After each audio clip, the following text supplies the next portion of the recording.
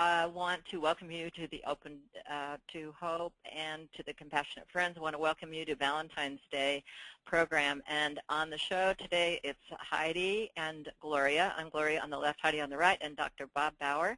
And the show is brought to you by the Compassionate Friends and the Open to Hope Foundation. Compassionate Friends, supporting families after the death of a child, and Open to Hope, finding hope after loss. Dr. Bob Baugher, a.k.a. Bob, is one of my favorite people. Let me tell you a little bit about Bob. He's a psychologist. As I said, he's a certified death educator. He's a professor at Highland Community College, which is in Des Moines, Washington, in Washington State. He's co-authored many books, and we're going to show them to you in a minute. And he's given hundreds of workshops on grief and loss. And he's also a trainer for the Washington State Youth Suicide Prevention Program. We are very excited and honored to have him here. Welcome, Bob. Thank you.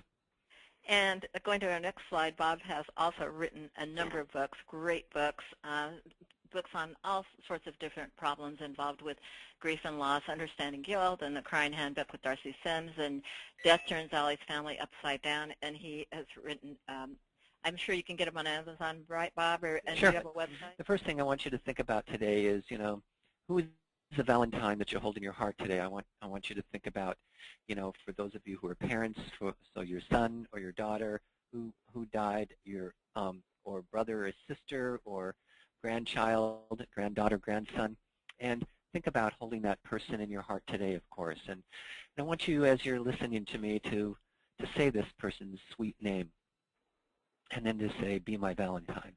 And for some of the early folks who are new into their grief, I know that for you probably brings up a lump in your throat and brings some tears and so on. And that's okay. That's all right.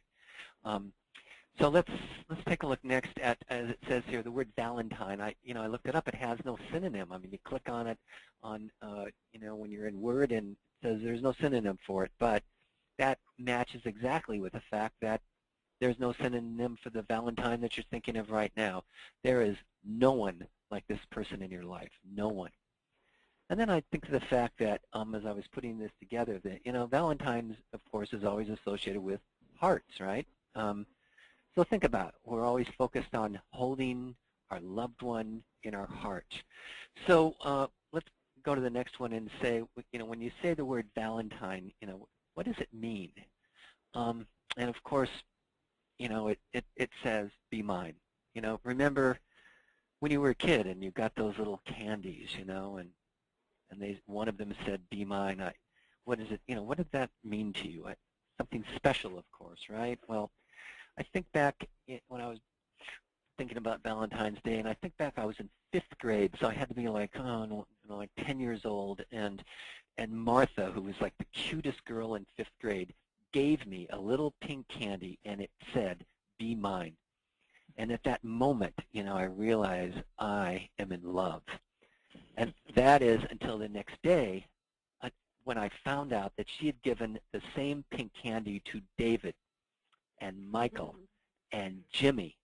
And there I was, this 10-year-old carrying around this little candy thinking that it meant something. And, here these guys have it as well. But when you think of your loved one on this Valentine's Day, 2011, you know what the words "Be my Valentine" means. It means this person is yours. Oh, other people may love this person, but you share a special love with this person. This special person is yours, your son, your daughter, your brother, your granddaughter, your sister, your grandson. A Valentine says, "You are mine." Not the Martha type of mine. Your Valentine says that you have a special relationship with this person that no one else has. No one. So let's move to the next slide and talk about, on this Valentine's Day 2011, what are some special hurts on this day. And so one is called Valentine's Hurt number 1. It says, as you see it there, "I miss my loved one and it hurts so very much." Grief is tough enough, but part of grief is just that missing. And so I want to go through 6 hurts, and I want to talk about a little suggestion for each of them. So first is healing suggestion number 1, find a way to bring your loved one a little closer to you. So I want to take you through some suggestions for how you might do that. 1, understand that it might bring tears, that what many people want is a little closeness despite the pain it may bring, but, especially for some of the early folks, some of this may be a little tough to deal with. But one thing to do then is to go to a quiet, private place, like a bedroom, and bring any of the following. Bring a picture, clothing of your loved one, a stuffed animal, a pillow, some music, and spend the time you need to bring up some positive memories of your loved one's life.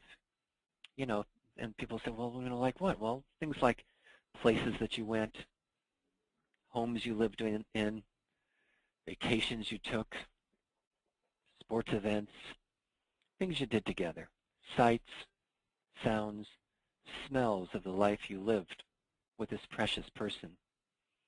If your loved one is a baby, then think of the feedings, the diaper changes, the smiles, the rockings that you gave this precious little child, places that you took your little one. As I said, this may be too much for some of you in your life, but it's something that you can do, and many people report that they feel afterwards that they really had a visit with their loved one and just brought their loved one a little closer. Valentines, let's take a look at Valentines Hurt number 2, which of course comes up a lot. I wish I could talk to my loved one, and of course for many of you, you do. You say things, you talk out loud or look at a picture or whatever, but let's go a little deeper into that, because I think another way to talk, of course, is writing a letter. And so you see there some suggestions for what you can do, because again, when I've given workshops on this and people said, well, write a letter, but what do I say in this letter? Well, here are some things. It says in number 1, how much I miss you, all the things that I miss about you. And of course, doing that, brings tears. But another one is what my life has been without you. And, for many people, it's, I could hardly get up each day. I could hardly get out of bed. I can hardly do the things I need to do. But getting that down on paper can bring a little healing to some people. And then funny things that have happened since you've been gone. The things that happen in the family that, people kind of laugh for a moment and say, my loved one who's gone would appreciate this moment. And then an update on family issues. Maybe Uncle Charlie never really got married, and here he is. He's 59 years old, and he's finally married. And so, even though your loved one may be looking down on this, you can talk about what the wedding was like and how everyone was so excited and so on. It's kind of an update on, here's what's been going on since you've been gone. And then number 5 and 6, I think, are really important, because we sometimes forget to take care of ourselves. And I think, and especially in writing it down, to be able to say, here are the ways that I've been taking care of myself. And, and it's also not only for you, but also for the rest of the people who, who care about you and, want you to stay healthy, despite the fact at times you may even not feel like living. And I'm going to take a breather on this one, because I think this write a letter thing is amazing, don't you, Heidi? And taking care of yourself, and I think it's great. I love the idea. I love the idea of writing a letter and then mom having them respond, like pretending that they responded. I mean, I work with a lot of clients that have lost parents, and they're always like, I don't know, what, and they have dilemmas. I say, well, what would your mom say right now if she were here, or what would your dad say? And having them. I like the whole letter writing thing. I think it's a really great idea. And the funny things too. I really like that have happened since they died. Yeah. Right. Reminding yourself, that reminds yourself and the whole world that, there are things that happen that, life is not totally bleak. So great. Yeah. K-pop. Yeah, and like Heidi said, sometimes then having that person, imagine having that person write a letter back to you, even if it's a baby, on how the baby would respond and how, what kind of job you've been doing in taking care of yourself, because, you're the mom or you're the dad, as brother or sister, and you owe it not only to the people who are around you, but also the person who's died, that, you need to take care of yourself as much as you don't feel like it at times. So. And I'm thinking of something else, for a great idea for siblings that have had a sibling die. Okay, so I write Scott a letter and say, Scott, Mom and Dad are grieving your loss, and they're really driving me crazy right now because they keep crying and they're so sad about you being gone, and it's such a pain in the neck to be here without you because they're driving me crazy, and then kind of have a dialogue with letter writing. I love that idea. Yeah, that's great, great. Just like you're sitting there talking to them and saying, you know, help me with this. Right. All right, Valentine Hurt number 3, crying. You know, people have said to me, you know, I'm crying too much, I'm crying too little, or she or he's not crying at all. And so I want to give you some helpful Valentine crying facts. And as Heidi pointed out, I co-authored the book called The Handbook of Crying with Darcy Sims. And so I've learned a lot about crying over the years. I've given workshops on it, and so I have some suggestions to consider. So the first thing is that there's no such thing as too much crying. You know, you hear people say, oh, she was crying for like 40 minutes or 2 hours or whatever. And so I came across an idea for a little tiny poem years ago that helps understand this, is that when you're concerned about someone crying too much, your job is to let them cry until they're dry. And, you know, I love for that. hours and hours, that's what it's going to be. Yeah, you know, Bob, it's even good for me to hear that, because I actually got caught up in the idea that people could cry too long as well. So let them cry until they're dry, and people can keep crying. They don't have to, and also the people don't have to be worried that they're going to cry too much. Yeah, a friend of ours, David Daniels, also said nobody ever died of dehydration. Yeah, exactly. Again, if you look in the Guinness Book of World... I'm from crying, I should say. Yeah. You look in the Guinness Book of World Record, and there's no, like, you know, 3 days she cried or whatever. It's, you know, you just, and, you know, when we watch someone else cry, it hurts. It hurts us, especially as we, you know, watch them and we're standing there and we want them to, you know, but, you know, you got to let go of that sentence that says don't cry. You just got to let them do it, as hard as that is. Then second, you know, I get, especially after my crying workshop, people come up to me and say, you know, I feel like I'm not crying enough, or my husband's, you know, not crying at all. You know, what's going on here? And so here's some suggestions for the too littles or the not at all folks. One is that it may be that you have, or you or that person has a genetic predisposition not to easily secrete tears. You know, in the corners of our eyes are glands called our lacrimal glands, and they're the ones that secrete tears. And then and then where our nasal area is, in the there's actually holes down in our eyes, and that's why when we cry we have to blow our nose, because the tears leak down into our nasal cavity. And so some people just genetically may not be programmed to let tears release easily. Now there are people on the other side of it who, when they cry, when they see something like, I asked my students a couple days ago, I said, how many of you know someone who, when The Lion King first starts, or the movie Bambi first starts, here they are already, woo, and they're crying away, and of course my students are all raising their hand because they know someone like that. So these are people who, for whatever reason, genetically, it may be partially, that they just cry easily. Okay, we've got a question about crying from our audience. They want to know, what about the concept of depression and too much crying? Yeah, you know, I think one of the main factors is if someone's really depressed and they're crying what some people consider to be too much, I kind of look at, all right, is the person crying so much that they can't talk on the phone, they can't text, they can't, you know, do some of their duties at work, they can't, you know, cook the dinner because, you know, there's too much salt in it or whatever.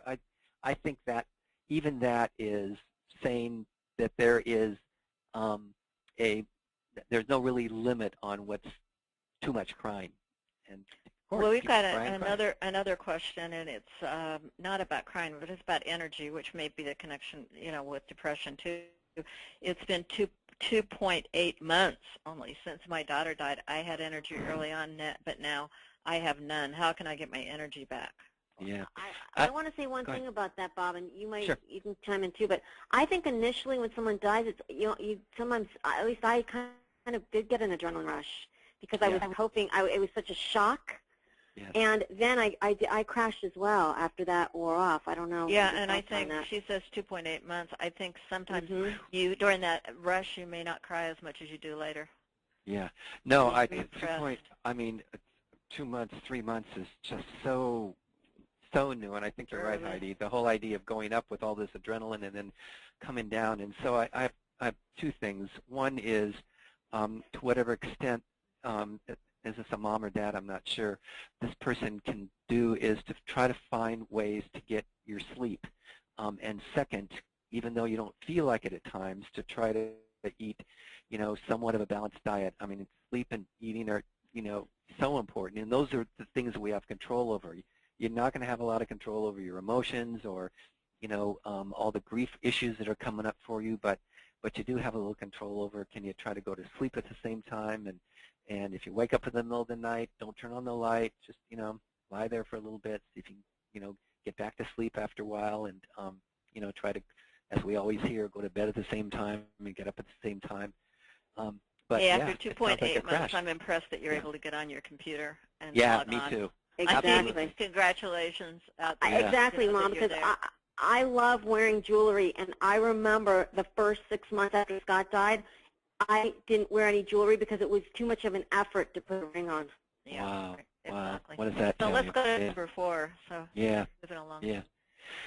Yeah, so Valentine Hurt number 4 is, I'm always going to feel this way, and, for the healing suggestion is find someone whose loss is similar to yours but has more time up, and that's what TCF support groups are all about, is it's, very powerful to walk in and see people who are 2, 3, 5 years, and here they are there to learn more about their loss or to be a support person, a co-facilitator, whatever, and to, find that person that you can connect with and ask them things like, I know it's been 3 years for you. It's only been 6 months for me. How, what are some suggestions that might have been helpful for you? And of course, we're all different, and sometimes we fall into the trap of, you walk into a meeting and you see people who are 2, 3 years on since the death of their child, and you see them laughing, and you think, well, they must not have loved their child as much as I love mine, because, I don't think I could ever laugh again. Right. And yet you realize that, whether we like it or not, we get up and there's another day and another day and another day, and pretty soon, we are into months and then now a year or more, and to find out from those people what helped and what didn't help, and and to realize that it's not immediately going to take away your pain, but at least get some help from them. Right, and that's the thing. The more people you can expose yourself to, we talk about safe people, people who are going to be able to be with you and hear your story. You find people who are kind of, similar to you, maybe their lifestyle a little bit, and you get kind of hints. So the more you can, go around to groups or whatever, as I said, safe groups, probably the better. Also, you can go to the Open Hope website, because we've got over 2,000 articles on there, and you might be able to find your story in there. Yeah, think about that. You can go and click and say, oh, well, that's something relevant to me. And that's how I wrote all my books. Every time I and the co-author had finished the first draft of our book, what did we do? I called the TCF folks, and I called widowed people, and I said, do you remember me? Oh, yes. And they, would you do me a favor? Oh, sure. And so they give me feedback on, what worked for them, what didn't work, what didn't sound right. When I did the suicide book, it was the same thing. And that's how I write it. It's not me just sitting down saying, oh, I think I'll write this. It's, getting feedback from people who are further along, helping us understand what worked and what didn't. Mm-hmm. All right, number 5, what else can I do on this Valentine's Day 2011? And the healing suggestion is make a Valentine for your loved one. I was talking to Carol Sunada, who has helped start the TCF group in Wenatchee, Washington, the middle of the state. And she was the newsletter editor in 1999 when I was invited to the TCF Seattle group to on Valentine's Day. And so I brought a bunch of materials, scissors and tape and cutouts and all that for people then to make a Valentine for their child or their brother or sister or their grandchild. And for some people, they could, they just wrote a couple things on a little heart, and that was it. For other people, they cut out things from magazines, and they worked for half hour, 45 minutes on it, and it, for many people, felt like, hey, this is a Valentine for my loved one. So think about it. As you're listening to my voice, think about, tonight after you sit down and finish dinner, and then, go and find some scissors and tape and glue and ribbon and pictures. Maybe you can download some pictures on printed paper and cut some pictures out and make a Valentine, and turn on some music, sit at your kitchen table or desk, and dive in and and invite some other people, and be sure to put a date on it, and then put it up in your refrigerator, like we did when our children would make things, and just look, and then after a while realize, okay, after a few days or weeks, all right, I'm going to put it someplace where maybe next year you can pull it out again and say, this is what I did in 2011 when I made my Valentine. So, yeah, that's a great idea. I was just thinking too for kids. If you've got children, yes. They might, particularly little children, might want to draw a picture for their loved one that died, a sibling or whatever. It's a great idea. Yeah, exactly. And grandparents helping out do those yes. kinds of things too. Yes. Wonderful. And so number 6, then, obviously when I'm done with the Valentine, I know I'll still be hurting. Then what? And so the healing suggestion is, as it says there, to ask yourself the question, since my loved one died, who has helped me the most? And then write or type a thank you note, saying to this person, I want you to know how important you are to me, how much you've helped me since, and then, the name of your child or sibling since this person died. And, thank you for being available. Thank you for the things you've done. Thank you for being you. Without you in my life, here is what my life might have been. But here's how much you mean to me. Then, sign it and send it out. And I bet that would be better than any, Valentine gift that this person could receive. So I love that, Bob, because even, as you know, the research even shows that gratitude, having gratitude for others, is one of the best ways we can shift our energy if we're feeling bad. yeah. So that is such a great idea for people to shift into a, and it's also action and service when you do something like that, which is another way to shift our energy. Yeah. Absolutely. Well, we've got another question here. It goes back a little bit from a woman. I assume it's a woman because she said my husband. She said, my husband doesn't cry. Do you have any thoughts? Yeah, I do. There is an incompatible response to crying. This is in addition to the genetic thing, and again, it may be that for him, he just sort of wired that way.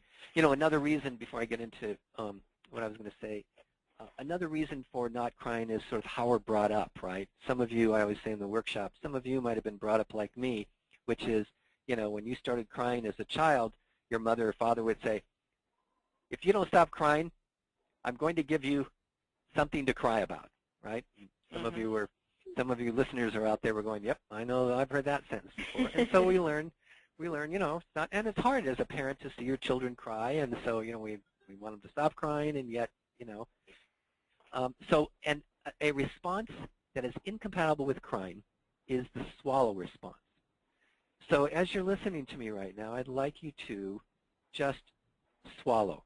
Come on, some of you are sitting there going, no, I'm not. Go on, come on, just swallow and see how that feels.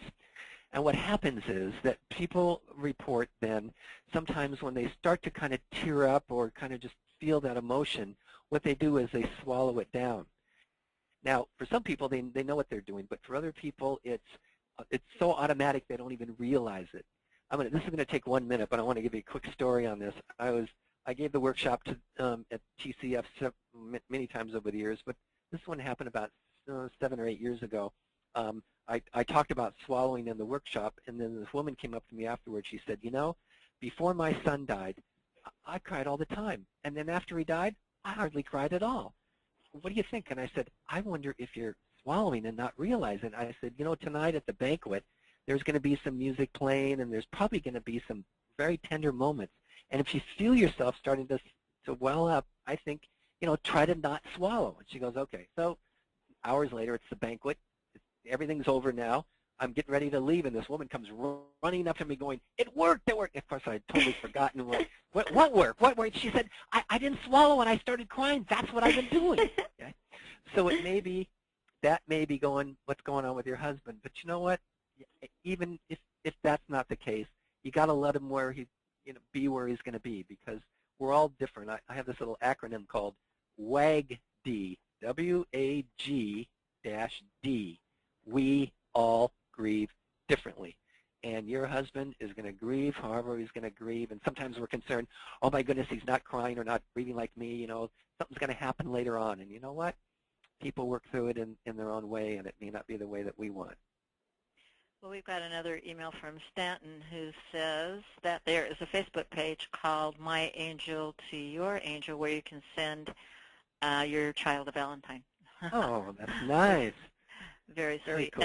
And then maybe we can just end up with one more question or one more statement. It's from a guy, Fred. He said, my child was killed by a drunk driver, and I noticed that you talked about writing a book on anger. I am very angry. Do you have any suggestions? Well, one, go on Amazon and see if you can get the book. Okay, that's number one.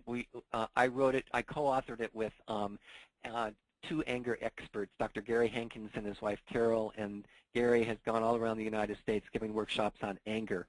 And you know, I want to take it away from you. You absolutely have a right to be angry.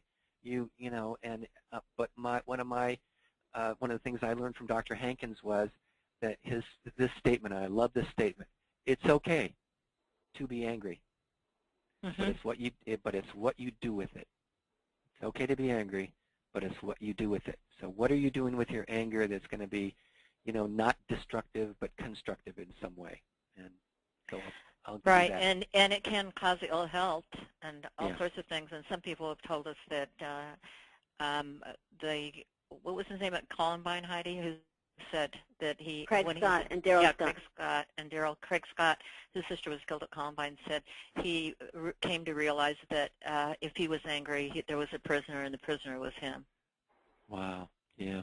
Yeah. So he chose a tough one. And you can't talk someone out of it, but eventually they get to the point of realizing, okay, this is where I need to be. But yeah, well, bless that man. Can we do? Okay, let me give you this one more thing here. You won't believe this, but last month, Martha found me on Facebook, and she asked me to be her friend. Okay. Instead, I asked for her mailing address, and I sent back the pink candy. No, I'm just kidding. But I wanted to. I was like, you kept it. Yes, I wanted to. But we're friends now. So if when I run into David, Michael, and Jimmy, you'll run into them on Facebook. They're her friends as well. Yes, and I will say, cry your Valentine's heart out because Martha still likes me. So there you go. That's great.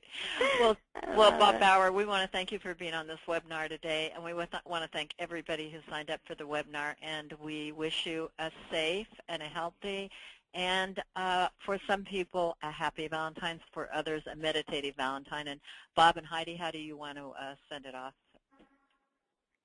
Bob? I'll say, make this a memorable Valentine's, even though the memories may not be positive. Find some positive memories. Make that Valentine, and share your love. That's nice. I don't have much else to say. You guys ended on a wonderful note. Just have a peaceful Valentine's Day. Absolutely. And thanks again for tuning into the webinar, and for all the wonderful people at Compassionate Friends for supporting this webinar and joining Open to Hope today. Have a good evening.